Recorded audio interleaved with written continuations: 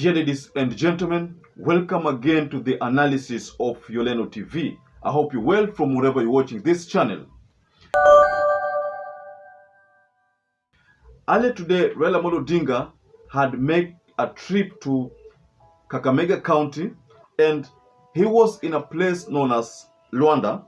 So while in Luanda, RAILA Odinga continued with this onslaught on the issue of Sava.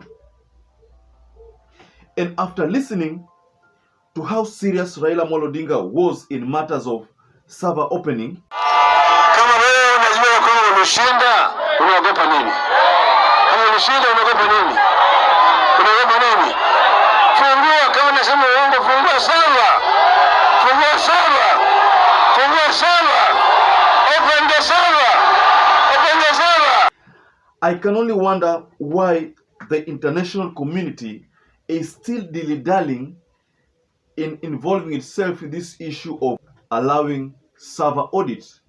Mind you, we are like, if I'm not wrong, 11 days away from the 14th days that Raila Odinga had given William Samoei Ruto to make sure that he does certain duties.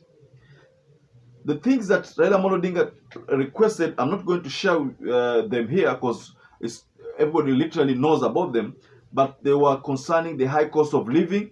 And then yesterday, he added one other option of Sava audit.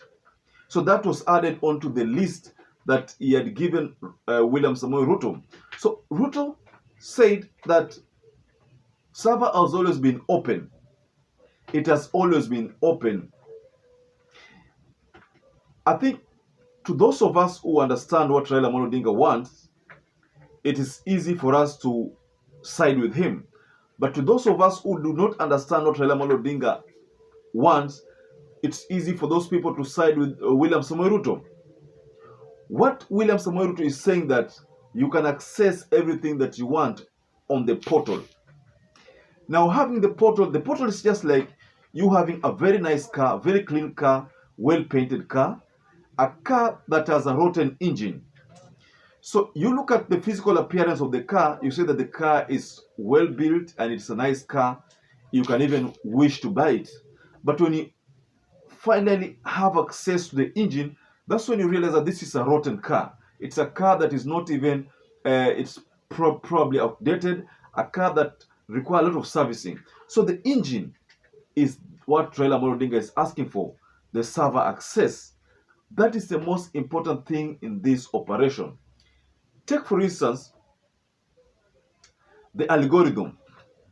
There's a time we talked about the algorithm. And before we talk about this algorithm, during the Supreme Court battle, Lawyer Gumbo refuted all the affidavit claims, all the claims in the affidavit that John GITHONGO had issued to the Supreme Court. And in that affidavit of John GITHONGO, there is someone who exposed the inner dealings of the things that used to happen at Dennis Itumbi. I don't know whether you still remember that video. Please let me share with you that video so that we can continue with this analysis. Can you tell us what we are looking at here? Okay, this is from 34A from Baringo County, Jati constituency. So on this particular form, you can see that the votes for candidate Raila Odinga and William Samoei Ruto. Then when you come down here, you can see that the presiding officer comments, we had one rejected ballot paper, then this figure has been changed to 535. And then also on the stamp, you can see that there are two stamps over here. Yes. So this is a fake form 34A. Exactly. And this form is currently on the public portal. Yes. And these are the ones that have been uploaded to the public portal. Yes. Now from the video, you can hear the hacker, one of the hackers. I think they were a team of 10 members who were assigned that task of making sure that, according to what he said, that their only assignment was to make sure that the dynasty do not win. So in that expose, the hacker is talking about him being with other 10 members or other 9 members, a total of 10 members, and their sole responsibility was to fake results. Forms were forged according to what he said. Now, in Leagumbo's case, Leagumbo refuted these claims, refuted all the claims regarding the forged forms, even though the Supreme Court noted that there was some kind of error, some little errors which were noted in these forms, but they said that these errors could not have affected the final results. So what the Supreme Court agreed with was totally different from what Lawyer Gumbo said. In Lawyer Gumbo's case, he said there was none of the forms were forged.